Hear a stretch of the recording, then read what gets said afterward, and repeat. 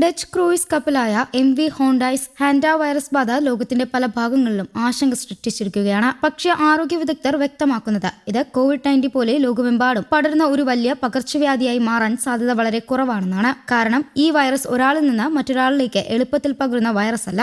ആയതിനാൽ ഇപ്പോൾ ആളുകൾ ഭയപ്പെടേണ്ട സാഹചര്യമില്ലെന്നും അധികൃതർ പറയുന്നു. ഹാൻഡ വൈറസ് സാധാരണയായി എലികളിലൂടെ മനുഷ്യരിലേക്ക് പകരുന്ന രോഗമാണ്. എലികളുടെ മൂത്രം, മലം, ഉമിനീർ എന്നിവ ഉണങ്ങി വായുവിൽ കലരുമ്പോൾ അത് മനുഷ്യർ ശ്വസിക്കുന്ന രോഗബാധ ഉണ്ടാകാം. ചിലപ്പോൾ രോഗബാധയ്ക്കുള്ള സ്ഥലങ്ങൾ വൃത്തിയാക്കുമ്പോഴും വൈറസ് പകരാം. ആയതിനാൽ അടച്ചിട്ട ഇടങ്ങളിലും വൃത്തിക്കുറവുള്ള സ്ഥലങ്ങളിലും കൂടുതൽ ശ്രദ്ധ വേണമെന്ന് ആരോഗ്യ പ്രവർത്തകർ പറയുന്നു. ഈ സംഭവത്തിൽ കണ്ടെത്തിയ വൈറസ് ആൻഡിസ് വൈറസ് എന്നറിയപ്പെടുന്ന ഒരു ഹാൻഡ വൈറസ് വിഭാഗമാണ്. ഈ വൈറസിന് വളരെ അപൂർവമായി മനുഷ്യരിൽ നിന്ന് മനുഷ്യരിലേക്ക് പകരാൻ കഴിയും. എന്നാൽ അതിന് ദീർഘകാലവും വളരെ അടുത്തതുമായ സമ്പർക്കം വേണം. സാധാരണ രീതിയിൽ ഒരാളോട് സംസാരിച്ചതുകൊണ്ടോ ഒരിടത്ത് ഉണ്ടായതുകൊണ്ടോ രോഗം പകരില്ല. അതുകൊണ്ട് തന്നെ ലോക ആരോഗ്യ സംഘടനയായ വേൾഡ് ഹെൽത്ത് ഓർഗനൈസേഷൻ പൊതുജനങ്ങൾക്ക് വലിയ അപകട സാധ്യത ഇല്ല എന്ന് വ്യക്തമാക്കിയിട്ടുണ്ട്.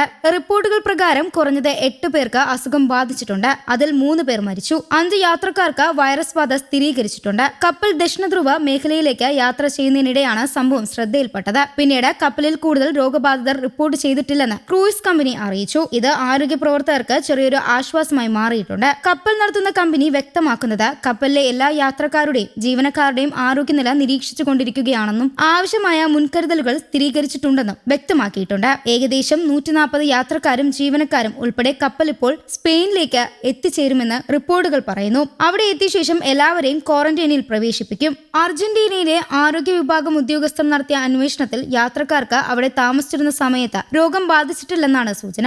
പ്രവിശ്യയിലെ എപ്പിഡോമിയോളജി ഡയറക്ടർ ഒരു വാർത്താ സമ്മേളനത്തിൽ പറഞ്ഞത് രോഗലക്ഷണങ്ങൾ പ്രത്യക്ഷപ്പെടാൻ വേണ്ട സമയം കൂടി കണക്കിലെടുക്കുമ്പോൾ അണുബാധ കപ്പലിലോ അതിനു മുമ്പോ ഉണ്ടായിരിക്കണമെന്നാണ്. ആയതിനാൽ പ്രദേശവാസികൾ ആശങ്കപ്പെടേണ്ട സാഹചര്യമില്ലെന്നും അദ്ദേഹം പറഞ്ഞു. യാത്രക്കാരെ കർശനമായ നിയന്ത്രണങ്ങളോടെയാണ് ഇറക്കുന്നത്.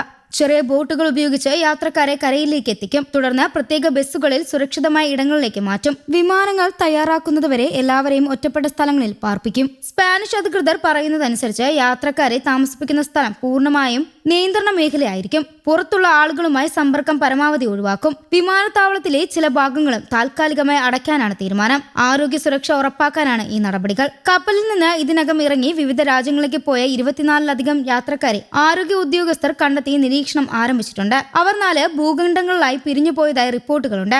ഇവരുമായി ബന്ധപ്പെട്ട ആരോഗ്യ വിവരങ്ങൾ ശേഖരിക്കുകയും ആവശ്യമായ പരിശോധനകൾ നടത്തുകയും ചെയ്യുന്നുണ്ട്. ഹാൻഡ വൈറസിന്റെ ലക്ഷണങ്ങൾ ഉടൻ കാണിക്കണമെന്നില്ല. രോഗബാധയ്ക്ക് ശേഷം ഒരാഴ്ച മുതൽ 8 ആഴ്ച വരെ സമയമെടുക്കാം. തുടക്കത്തിൽ പനി, ശരീരവേദന, ക്ഷീണം, തലവേദന തുടങ്ങിയ സാധാരണ ലക്ഷണങ്ങളായിരിക്കും ഉണ്ടാകുക. ചിലരിൽ പിന്നീട് ശ്വാസതടസ്സം പോലുള്ള ഗുരുതര പ്രശ്നങ്ങളും വരാം. അതുകൊണ്ടാണ് രോഗബാധ കണ്ടെത്തുന്നതുവരെ പ്രത്യേകം നിരീക്ഷിക്കുന്നത്. കപ്പലിലെ ചില യാത്രക്കാരും മാനസിക സമ്മർദ്ദത്തിലാണ്. അവർ രോഗബാധിതയേക്കാൾ കൂടുതൽ ഭയപ്പെടുന്നത് ഒറ്റപ്പെടലിനെയും അനിശ്ചിതത്വത്തെയാണ്. ഒരു യാത്രക്കാരൻ മാധ്യമങ്ങളോട് പറഞ്ഞത് ഞങ്ങൾ വെറും നമ്പറുകളല്ല, മനുഷ്യരാണ് എന്നായിരുന്നു. ഈ വാക്കുകൾ ഇപ്പോഴത്തെ അവരുടെ മാനസികാവസ്ഥ വ്യക്തമാക്കുന്നു. ലോക ആരോഗ്യ സംഘടനയുടെ വിലയിരുത്തലനുസരിച്ച് ശരിയായ ഐസൊലേഷനും ആരോഗ്യ നിരീക്ഷണവും ഉണ്ടെങ്കിൽ ഈ സാഹചര്യം നിയന്ത്രണ വിധേയമാക്കാൻ കഴിയും. ഇപ്പോൾ ലഭ്യമായ വിവരങ്ങൾ പ്രകാരം കപ്പലിൽ പുതിയ കേസുകളൊന്നും റിപ്പോർട്ട് ചെയ്തിട്ടില്ലെന്ന് നല്ല സൂചനയായി കാണപ്പെടുന്നു. ശരിയായ മുൻകരുതലുകളും ആരോഗ്യ സംവിധാനങ്ങളുടെ വേഗത്തിലുള്ള ഇടപെടലും ഉണ്ടെങ്കിൽ ഈ പ്രതിസന്ധിയും ഉടൻ നിയന്ത്രണത്തിലാക്കാമെന്നാണ് പ്രതീക്ഷ.